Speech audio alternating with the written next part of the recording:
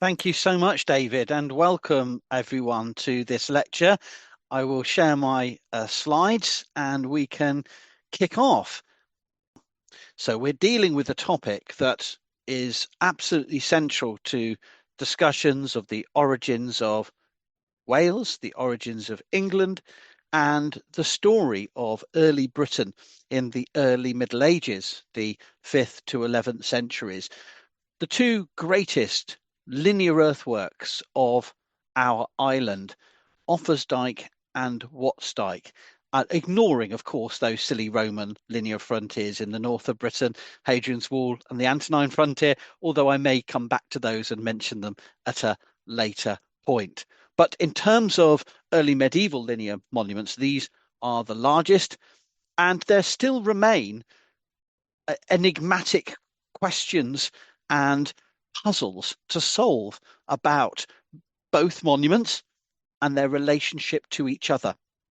And what I'm going to be presenting to you is part of my ongoing research and scholarship, but also the results of a host of other um, commercial archaeologists, heritage practitioners, and academic archaeologists, and others who have been working hard over the decades, and particularly over the last 7 to 8 years, in um, representing and considering the interpretation of Offa's Dyke and Wat's Dyke.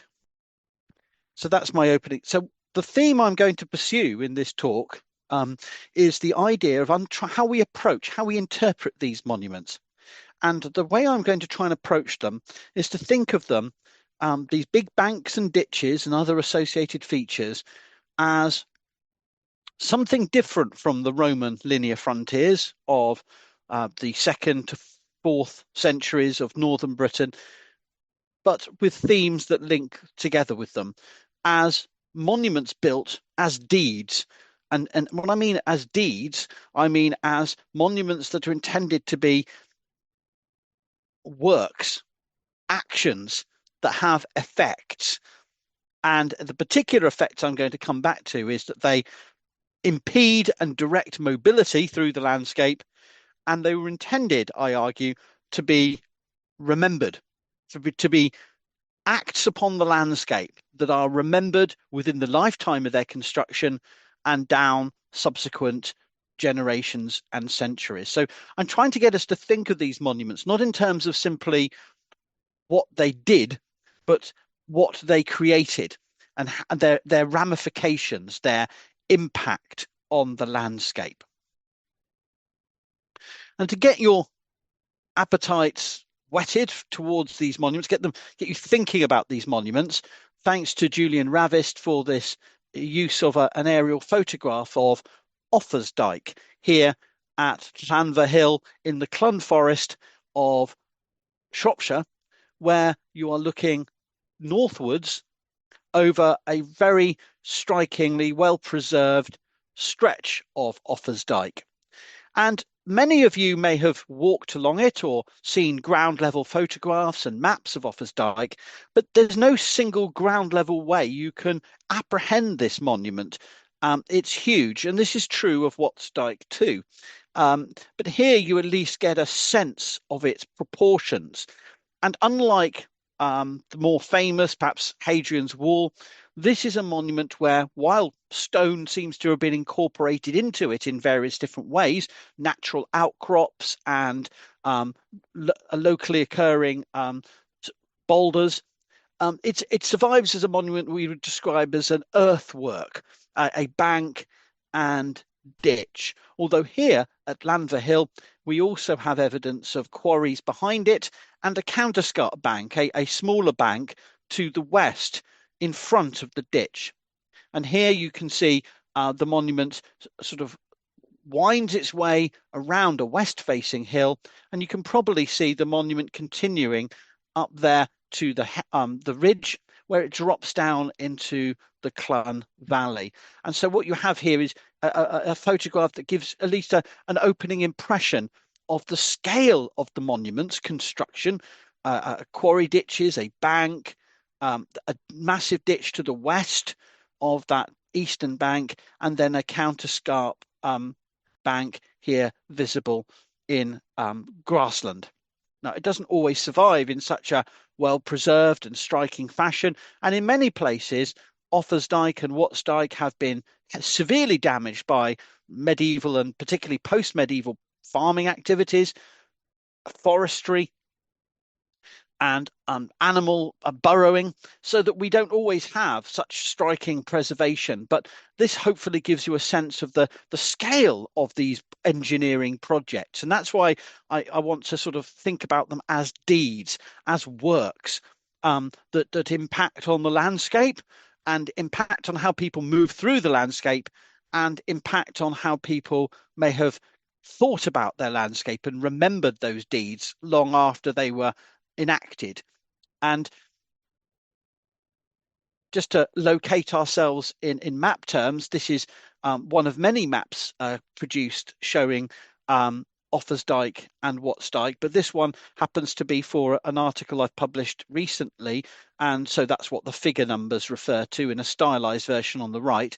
But on the left, you can see where I've mapped it in rough association with the early medieval kingdoms of Western Britain, the main Anglo-Saxon kingdoms of Wessex, Mercia, and Northumbria here, and smaller polities that for a time during the late 6th and 7th centuries may have been independent, but then became absorbed into the growing power of Mercia, the Magenseta, the Whicher, and Ergin, and the Welsh kingdoms, the building blocks of polities that may have risen and fallen in their strength and power at different times during the 6th, 7th through to the 9th, 10th centuries, but at least crudely at the time of these big linear earthworks were being constructed. And I'll come back to discuss what evidence we have for that. But we're looking at the 8th and early 9th centuries at the moment, although that picture may change as new results come out. This is the sort of the political geography of what is to become Wales, the Brythonic speaking Western Britain, that the Dykes, among other things, block off from the Hen Ogledd, the Old North, the Cumbrian, the Brittonic speakers of northern Britain, of what becomes southern and central Scotland and becomes northwest England.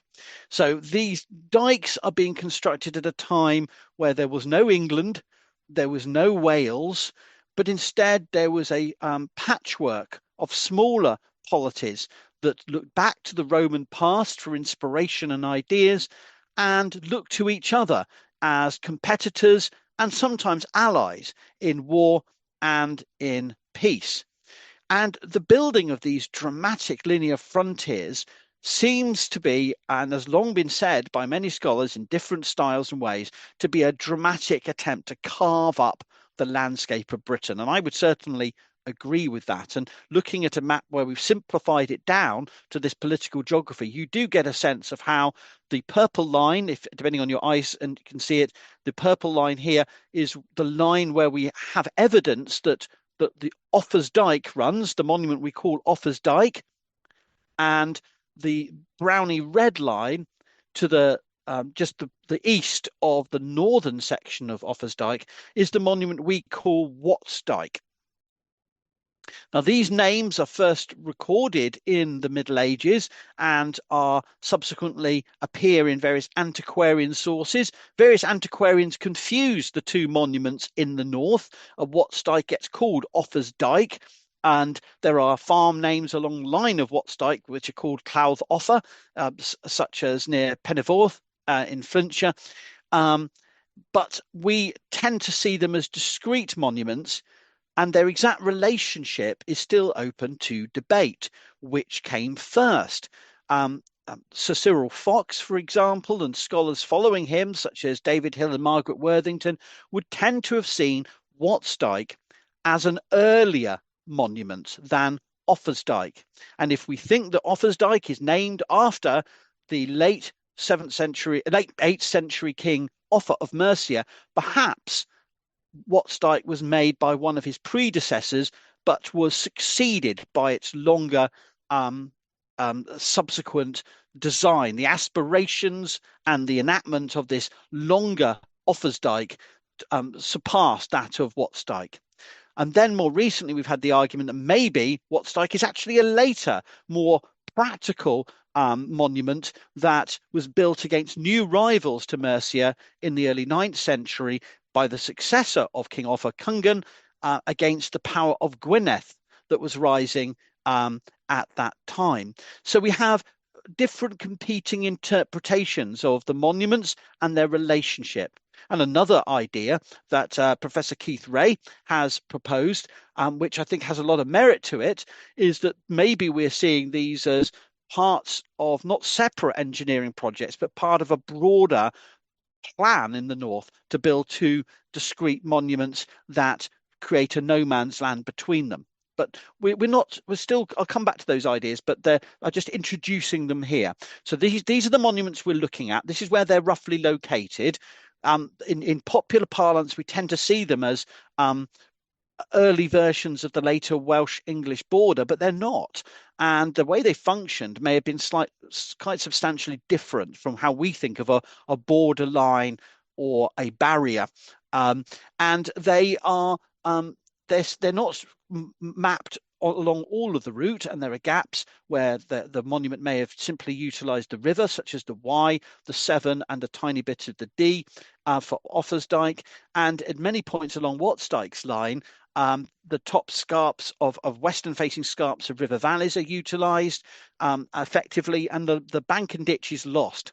So it's only the result of generations of careful field work, and that we've been able to sort of chart the route of these monuments, but we cannot be sure yet whether the monuments went the full extent of the claim by the biographer of Alfred the Great that King Offa built a wall from sea to sea against the Welsh. Offa's Dyke still has gaps, and there's an ongoing debate about to what extent we can identify features that fill those gaps. Let me introduce you to Offa's Dyke to start off with. What is Offa's Dyke? Well, from recent research, we can characterize it, although it varies in character and surviving traces. In different places, we have a bank and the ditch is lost. In other places, we have a ditch and the bank is lost. Sometimes we have a bank and a ditch, and sometimes it's gone, but we can find it when we excavate. But in general terms, it's a V-shaped ditch of up to 6 meters wide and up to 3 meters deep. Previous older scholarship said about 2 meters, but we've had recent work, which I'll show you, which suggests that at least in some places, it could be up to 3 meters deep. This ditch was paired with a huge earth and stone bank, and the amount of earth and stone really depended on the local geology, but it could have been up to 5 meters wide and really up to 3.5 meters high. And we don't know exactly how it originally looked. It may have been revetted. In other words, it would have had a vertical surface facing west, or had a palisade or fence on top. In other places, there are hints that it may have had walling on top, or that the front of the earthwork was cut back to make it the natural geology look like walling. It's estimated to, well, this is all a bit sketchy because you'd think we'd have a good handle on exactly where it is and where it isn't.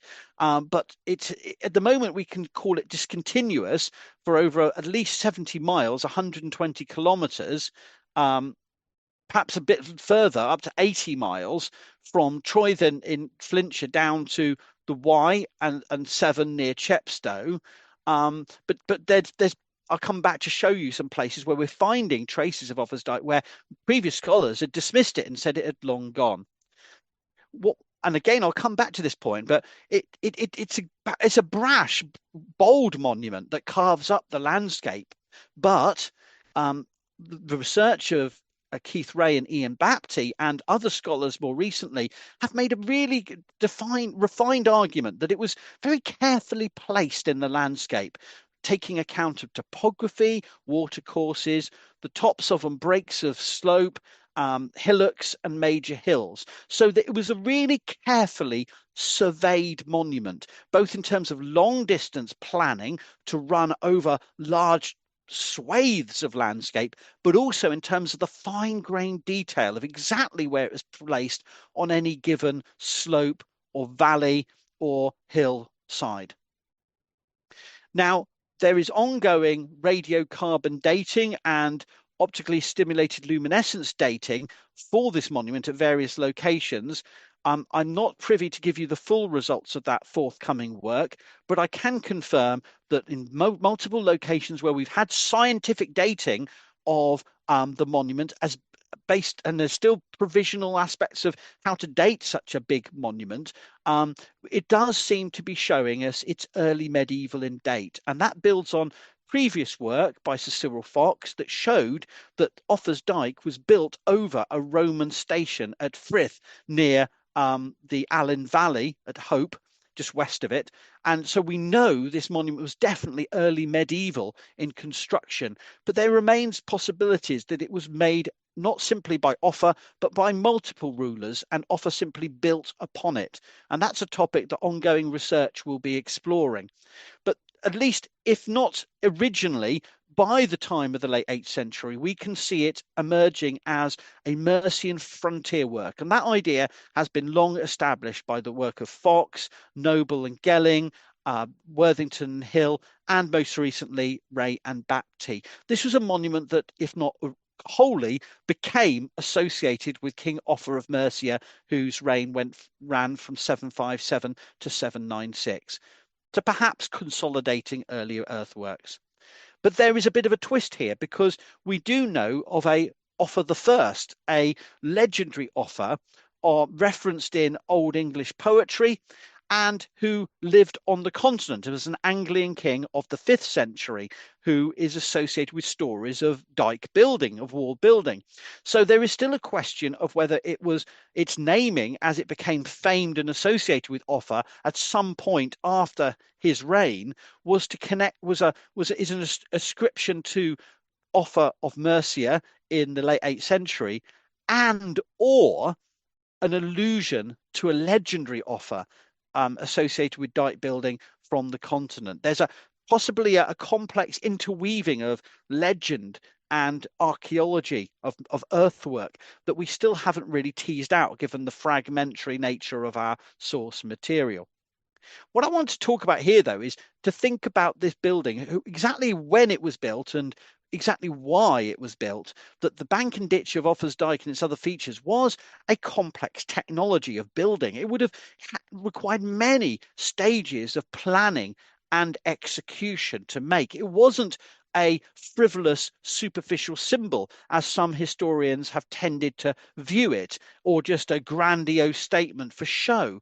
It would have required careful mobilization of labor and resources to do this work on such a huge scale.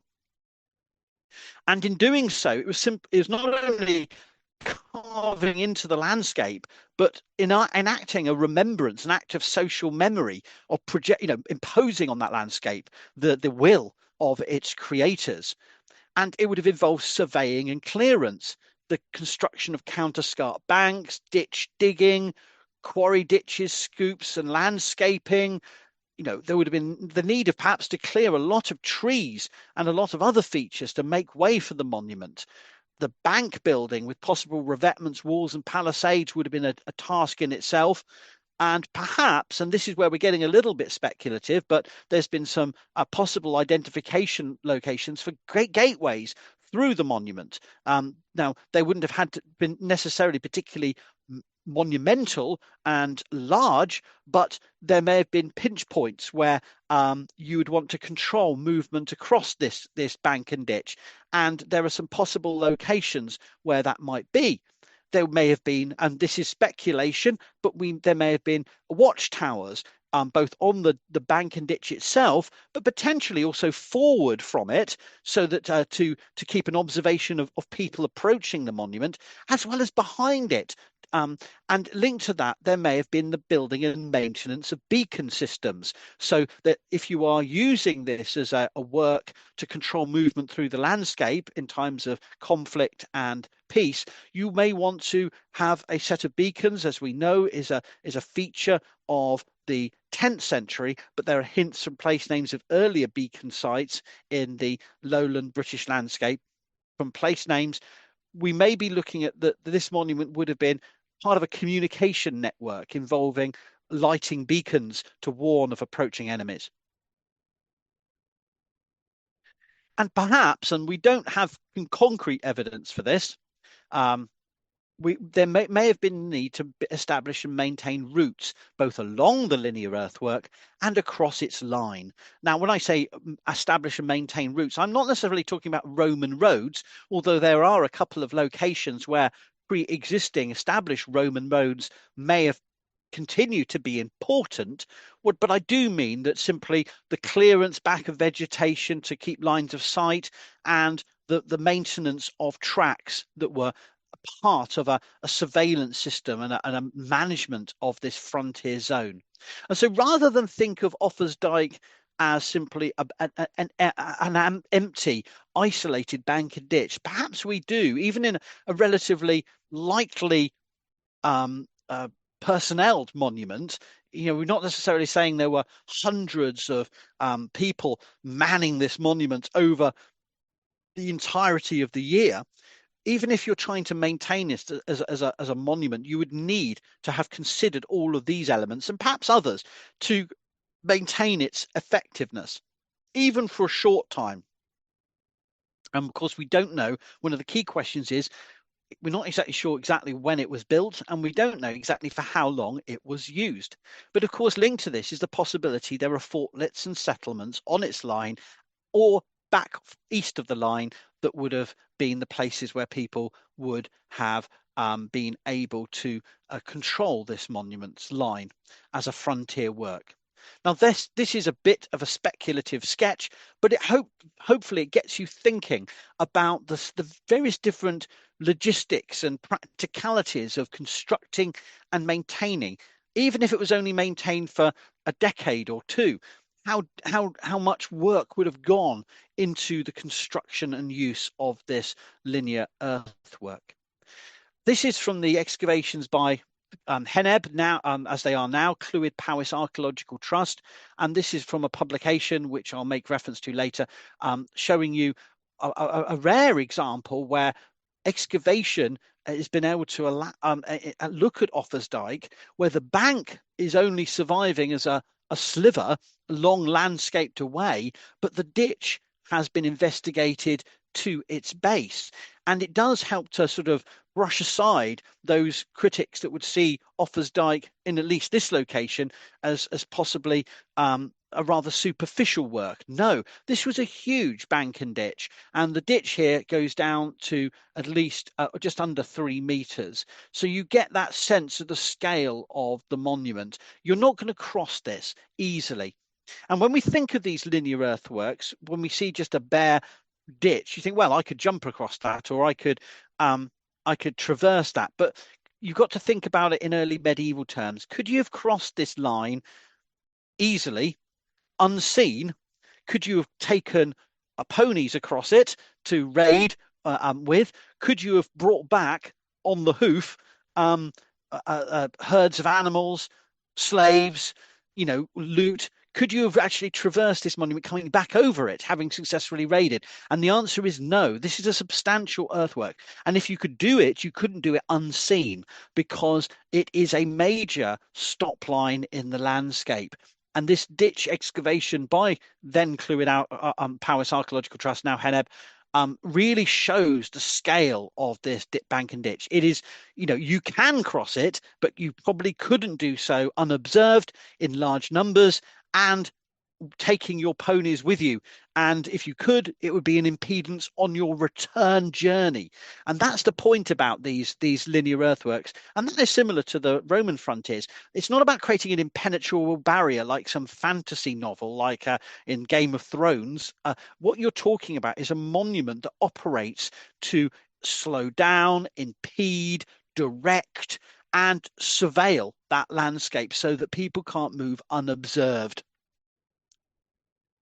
Now, the work of Ray and Bapty in their 2016 book, Offa's Dyke, Landscape and Hegemony in 8th Century Britain, really re-evaluated the entire Offa's Dyke again, not only the construction of those features which I've shared, and a lot of my arguments here are coming, an attempt to sort of summarize their nuanced arguments from the book, but also how it is placed in the landscape. And this adjusted segmentation feature is a fresh observation of Ray and Bapty that is really striking, showing that it's not a linear in the sense of it doesn't run in straight lines or in curves. It's carefully placed to adapt itself in short, straight sections to the landscape. And here at Herrick Hill, you can see that very clearly. A stretch here, it then turns left, and then another stretch. So it kind of weaves across the landscape in straight segments. And Ray and Bapty show this as a key feature of the design of the monument, the careful planning and design of the monument at a number of locations, including in the Vale of Montgomery. And this again reminds us that this was a carefully executed monument with a plan, with a strategy to make careful use of topography. And one argument that Ray and Bapty make about this, well, two arguments, is that firstly, this would have helped the monument be imposing for anyone approaching it, but also it means that you can observe along the line of the monument at any location easily. There's nowhere that is there's no blind point, there's no blind spot in the observation from the linear earthwork itself. So it helps to enhance how it appears and how it works in the landscape. So it is very carefully placed to design, to observe and control biaxial movement in the landscape. And that's an idea I've tried to pick up and run with in a recent publication, where I talk about how the way the monument's placed in relation to the landscape is to control movement along its line and across its line simultaneously. And this is brought out and made clearer with the recent survey work of Delaney, who is able to show whole new stretches of Offa's Dyke where we thought it lost, in the north of the Wye, in Herefordshire, for example. Their work is able to really bring together various fragments of the monument with new LiDAR analysis. In other words, using laser scanning to investigate the fine-grained detail of Garnon's Hill and other locations across the Herefordshire Plain towards Rushock Hill to the north, and has picked out whole sections of the monument we didn't know were there. And this whole idea of the monument being a part of a landscape of control has been further developed by Keith Ray. And here for the same area, Garnon's Hill is here that Delaney's work was focused on. And here Ray is making the point very clearly that the old Roman site of Kenchester, Magnus, and possibly Iron Age hill forts and surviving stretches of Roman roads may have been part of a broader landscape of control and surveillance. The Offa's Dyke was simply one part. And we're left with Offa's Dyke is like the skeleton without the flesh surviving, to use a corpse metaphor. And that we have to try and infer a broader landscape of routes and fortlets and settlements that sat behind and around the monument. And as well as being about controlling movement and mobility through this landscape, Offa's Dyke may have been as much about imposing memories of its creators on the landscape. And one feature I'm really fascinated with is this idea of why was it named Offa's Dyke and when did it get that name? And it almost becomes a famed monument in and of itself, regardless of how effective it ever was in doing a job of controlling a frontier. Its very making became a story. It became a famed monument. And that makes us think about whether a lot of the design of the monument was only for military and territorial utility. Were they actually trying to just carve through the landscape in a way that imposed itself on the minds and bodies of people who would normally traverse that landscape for trade, for for visiting family and really sort of blocking up the landscape for military engagements. And this is a really this is not a rather blurry picture I took on the heritage interpretation panel of English heritage, where Offa's Dyke is shown here running along the scarps above the Wye Valley near Tintern. Well, a little south of Tintern, but you can get that sense of the dramatic Wye Valley. Now, the lot of the detail of the landscape representation here is speculation, but I think this image gives you that sense of a monument that, when freshly cut, would have created a very striking impression. And as Keith Ray has observed, by stripping back the bedrock on these scarp slopes, you're almost making a monument that looks cyclopean, by which I mean it would have, as freshly cut, it would have looked ancient and geological, with the natural rock cleared back, looking like stonework. And indeed, it would perhaps looked freshly made in the 8th century, very much like the ruins of Hadrian's Wall would have looked in the 8th century.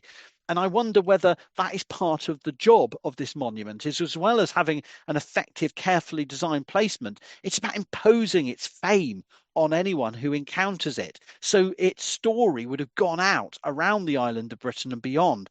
This was a king, or this was a dynasty, who were carving up the landscape, imposing themselves on the landscape, and almost archaizing themselves, making themselves seem timeless, like the work of giants of the late medieval poet, later Old English poem, The Ruin. These are works beyond time. And I think that's perhaps a poetic way of thinking about the monument, but I think it may be part of its rhetorics of power, of trying to project itself onto the hearts, minds, and bodies of those encountering it. And I think one of the key ways it did this, and these are image maps from my recent article in the Offa's Dyke Journal, is that the monument was carefully placed to control pinch points where rivers, confluences of streams and rivers, came down from the Welsh uplands. And you can see that here in Wrexham County Borough, here at Pentre-Buchan, which you may know for its crematorium, and Cadogan Hall. And here I've stripped the topography and made a simple contour map, and you can see some of the unnamed streams and the Pentre-Buchan Brook. And you can see that the location where Offa's Dyke carefully positioned itself to cross over the Pentre-Buchan Brook is just east of a confluence of 3 different streams. So it's not about the streams per se, but the fact that people would have been using those as routes of movement through the landscape, with animals for trade, for on horseback, for raiding, maybe.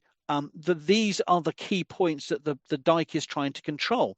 And farther to the south, in the Vale of Montgomery, you can see the Camlad blocked and crossed at a very strategic location. And this is a location that Professor Keith Ray has discussed in detail in his book with Ian Bapty, and subsequently where the site of Hem, where the Dyke drops down into the valley. And its careful positioning to control that landscape is apparent. And it does so in other ways, in more complex and challenging topography, such as here at the Dee, where the river cliffs would have been the northern terminus of the monument, and then it flips around the Dee before jumping off it again, following a steep stream and a coombe northwards. And here, the Morlus Brook, you can see how the monument cuts across just to the east of multiple confluences. Now, other people have already observed that fact, including David Hill and Margaret Worthington and Ray and Bapty. But I think by mapping it in a comparable fashion, it further enhances our appreciation of the careful placing of the monument. And also, it raises questions about other locations where the Dyke doesn't fully follow the most rational course to dominate the landscape and efficiently navigate the topography. And the site that intrigues me, I've already mentioned before, is Frith, where Sir Cyril Fox excavated Offa's Dyke and found it overlay a Roman station. And what interests me is that this is where Offa's Dyke drops down from a height, an overlook at Mount Sion, and tries to navigate the wending river of the Cedygog, where around Hope Mountain to the north. You can see Hope Mountain here. And what Offa's Dyke ends up doing is going straight across the floodplain And you think, well, that could be seen and explained as simply that's the straightest line. But I would argue that actually a much more logical line would have been to take it to the river, hop across the river, and follow this eastern bank, so the river becomes the defensive line, which is exactly what it does farther to the north. But it doesn't. It cuts across the middle of the valley. And one result of that, and this is one of a series of locations where this happens, is that Offa's Dyke creates a series of artificial islands to its east, created by the river and a series of streams. And there's no archaeological evidence to back it up, but it does make me speculate of whether that control and protection of the lowland valley was an important feature here. That the dike was controlling a grazing area that could have been protected easily, where livestock could be traded. So this could be a marketplace or an assembly site, or a mustering point, because these earthworks need to be understood not simply as defensive against raids from the west, but as earthworks that created a protective line where armies could muster for offensive activities, for attacks westwards. And sites like Frith make us think of both of those elements, that this could have been a site where trade routes gathered together following the old Roman roads, and exchange took place, and goods were then taken on towards the east into the heartlands of Mercia, towards Chester, where there may have been already a Minster church by this period in the 8th century, but also a site where you'd want to gather your troops in relative security before embarking farther westwards. And I think this kind of careful use of location and line shows how perhaps there's more to be learned about specific locations where Offa's Dyke is manipulating the landscape in particular ways, working with the landscape to control movement through it and to facilitate movement. And then I have to finally finish my discussion of Offa's Dyke by mentioning the fact that we have an ongoing debate about where exactly Offa's Dyke went to, and the ongoing work of a range of local avocational archaeologists working with Professor Ray to chart further additional points along of Offa's Dyke continuing to the coast in the north. I talked about the work of Delaney helping to fill in gaps in the Herefordshire Plain, and also further work, collaborative work, taking place from Chepstow right the way up to beyond Monmouth, finding new stretches of Offa's Dyke. So the story of Offa's Dyke is yet to be fully told. But let me quickly skip to Watts Dyke, the monument that perhaps, if anything, while it also has, as Offa's Dyke does, a trail, perhaps not a national trail, but a long distance walk. It does have place names associated with it, and in stretches, it also survives as a substantial bank and ditch, but it is lesser known. And this is a monument that also has a V-shaped ditch of up to 8 meters wide and 3 meters deep, an earth and stone bank of comparable proportions, although it doesn't survive to the height that Offa's Dyke does in some places. It may have also been topped by a fence or palisade and may have been revetted. It's much shorter, though. It runs for around 40 miles, up to 63, 64 kilometres, depending on how you estimate it, from Basingwork on the Dee to the Maysbury Marshes. It's carefully surveyed, as is Offa's Dyke, but makes more use of watercourses and the breaks of slopes, and reuses prehistoric monuments. It's been dated by Malem and Hayes in 2008 to be later than Offa's Dyke, to the early 9th century, although this is also going to be revisited by imminently forthcoming new excavations by Heneb of the monument. And it's also considered to be a separate or perhaps complementary frontier work, and may have been built, at least in part, by a successor of Offa, Cungan. This current view counters previous theories that it could have been 5th, 7th, 8th centuries, although again, I feel that ongoing work might revise our perspective on this. But here, like we have the legendary association with Offa of Mercia and Offa of Angeln, we have a more obviously legendary association of Wat, which is a conversation of Wade. And this is possibly a legendary attribution, but exactly when and how it got that legendary name as perhaps the work of a giant remains unclear. And this is from the Hayes and Malem excavations where they dated the monument at Gabowen. And here's some other views of sections of the monument where it survives in different locations. But you can see in the north, it runs parallel to Offa's Dyke to the Dee, and beyond the Dee, following a series of river valleys, including the Allen and the Nantaflint to the Dee estuary, something which Offa's Dyke may have done, but we're not sure it did. And while it doesn't preserve itself as well, this is the excavations published by Belford in 2019 by Heneb, then Clwyd Powys Archaeological Trust at Erddig. And you can see a substantial ditch and a bank surviving, even though on the surface there was hardly anything to be seen. So this monument may have been quite substantial and utilizing the tops of slopes to dominate the landscape. And my mapping, my comparative mapping here shows a similar arrangement to Offa's Dyke, a careful manipulation and overlooking of watercourses as at Erddig, and here just north of Old Oswestry Hillfort in Shropshire, showing its careful blocking of streams, controlling movement through the landscape.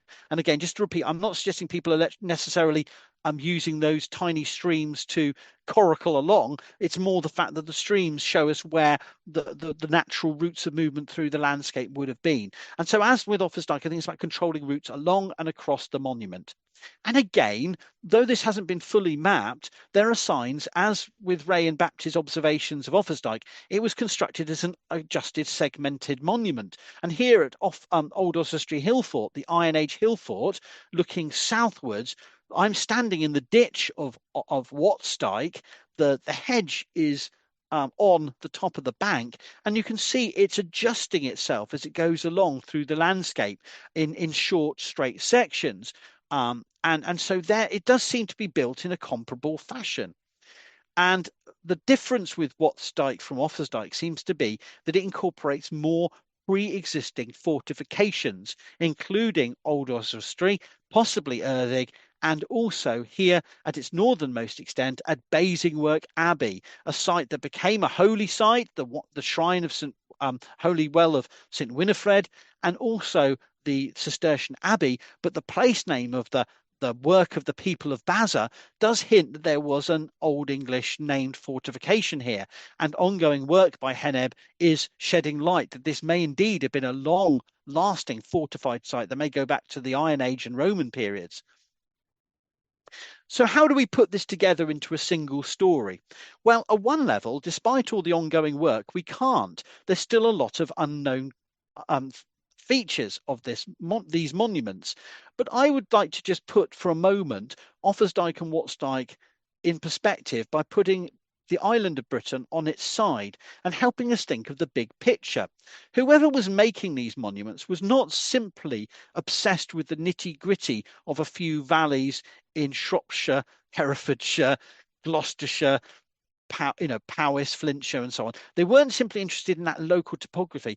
I think they were building monuments to be affecting the entire political geography of the island of Britain and beyond. They were trying to project onto the landscape a big picture story of control of trade and diplomacy and power in the landscape. And this very much builds on what Ray and Baptist argue in their 2016 book about not simply Offa's aspirations, but perhaps the Mercian dynasty more broadly. But that these river valleys, in terms of the macro scale that these monuments are controlling, the Dee, the Severn, the Wye, are about bracketing off and controlling the entire west of Britain, not simply what it becomes Wales, but also they are speaking to people moving from the southwest English peninsula, Cornwall, around the Irish Sea, Northumbria, and across to Ireland, Man, and what's to become southwest Scotland. And I think, therefore, looking at it in this broadest sense, these were monuments about controlling the landscape in fine-grained detail in specific locations, but they were also about that big story, that big projection of power out over the island of Britain and beyond.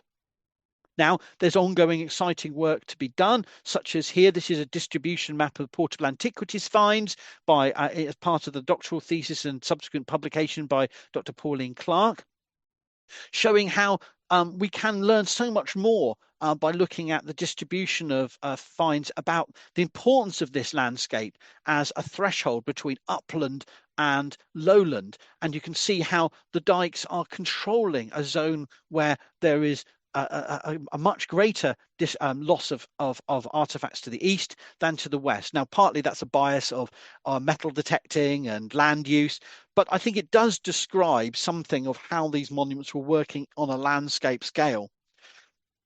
And so, just to conclude, while there are still many things we don't know, I think we have to think of these as deeds, deeds that are about imposing themselves on and controlling the landscape, and also inscribing into memory the rulers and their aspirations to control the landscape of Britain. And there were audiences to this, both in the Anglo-Saxon kingdoms, the rivals of Mercia, who we think are the authors of these monuments, but also the Welsh themselves. And so my field work in collaboration with Gary Robinson and Professor Nancy Edwards at Bangor University, at the Pillar of Elyseg, are part of that story, because this is immediately west of Watts Dyke and Offa's Dyke in the side valley, the Nanteg Gluiseg to the Vale of Llangollen. And here we have a cross of the early 9th century, a generation or two after Offa's Dyke, but perhaps contemporary with Watts Dyke, erected by King Cungan to commemorate his genealogy. And I've interpreted this as a performative multimedia monument celebrating martial victories past and present, and utilizing a prominent landmark of a now dated Bronze Age burial mound to enhance how it would appear in the landscape. It may have been a site of royal inauguration and assembly, and a landscape that it was about pushing back against these dike building rhetorics with its own statement of claims to the past, aspirations for the future, and attempts to control the landscape through a statement of faith and almost a conflict monument at the same time. Now, there's ongoing research and a really important history of studying these linear earthworks that is ongoing, and we now have a research network that is established in 2017 that is drawing on expertise across Wales and England and farther afield around Europe and beyond to help understand these monuments and to interpret them, to conserve and manage them. And we have a website, the Offa's Dyke Collaborative website, which has blog posts, details of conveners. You can join a mailing list of members, and we have an archive of events. We had our last day conference on the 1st of June, and we have documents too, including some really useful sort of reflections by Professor Keith Ray on the how to build linear earthworks. We've also done various heritage interpretation projects. This is my collaboration, a bilingual heritage trail comic for Wrexham with John G. Swagger, trying to interpret for local people the traces of Watts Dyke in the suburbs and countryside of Wrexham, picking 10 locations and taking different stories of those locations to explain the monument, how it may have looked, and how it survives today beneath the houses, and indeed right next to the railway station and Wrexham AFC Stadium. And when you see this potential for not only new investigations, but explaining the stories of these monuments, I just want to flag up that there's a lot more that can be done, but there are some really useful resources, including a open access edited collection I edited with students of the time, Kieran Gleave and Pauline Clark, from 2020, Public Archaeologies of Frontiers and Borderlands. And also, as I mentioned before, we have an open access peer-reviewed academic journal, which has now published no less than 43 articles in 5 issues, which you can access for free online, download them as PDFs, or you can buy paperbacks from Archaeopress.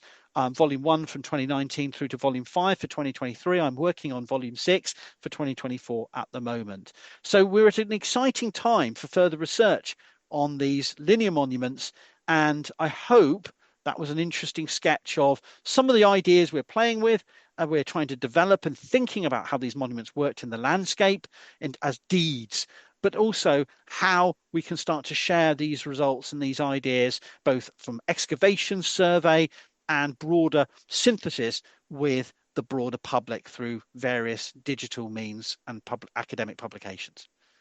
Thank you very much for your time.